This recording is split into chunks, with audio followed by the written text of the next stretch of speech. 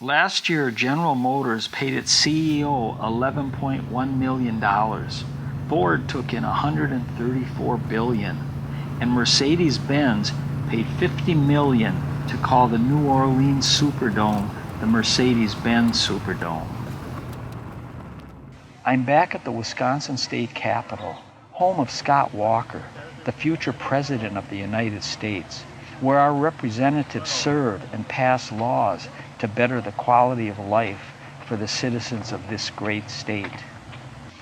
I'm Vince Megna, and for 23 years, I've represented consumers in their fight against the auto industry under the Lemon Law.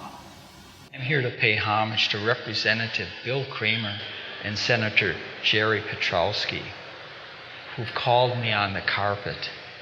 They say I've made too much money and I've been too successful in this Lemon Law, suing the biggest corporations in the world. Because of my slaughter of Mercedes-Benz, they have to gut the Lemon Law. I've reflected on that.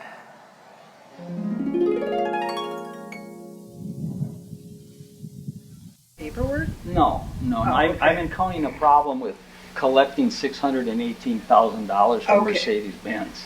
Genuine Mercedes part. This isn't Kmart.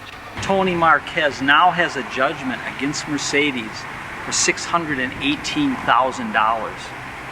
I've also sued General Motors 500 times without a loss, and that's not right.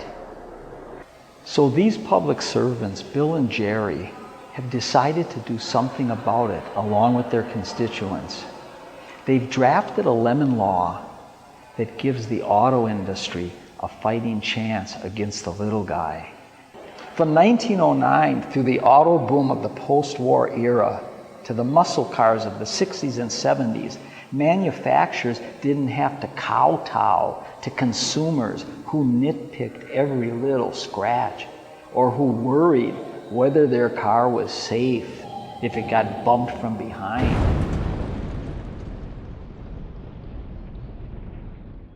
But then things changed. In 1984, these new Lemon Laws came out and they gave power to the little guy. Over the next 30 horrific years, the consumer raped and pillaged the auto industry with the help of predatory lawyers like myself, making them take back death traps because of a small fire. And now that's over. Thanks to the efforts of Bill and Jerry, the ball is back in the hands of the auto industry. And like Elvis Costello said, that's nobody's fault. It just seems to be their turn. Why are we punishing the auto industry anyway?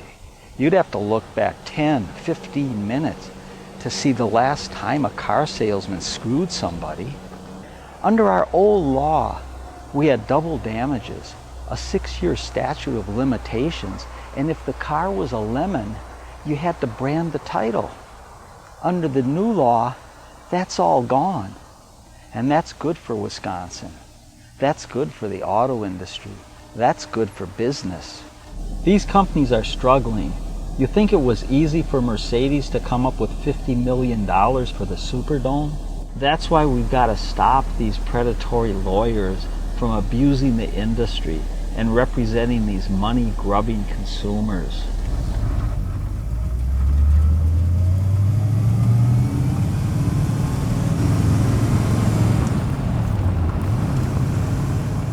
This new Lemon Law is almost like a revelation from the Book of Mormon, or the Archdiocese coming forward and saying, the victim, again. Blame it on kids.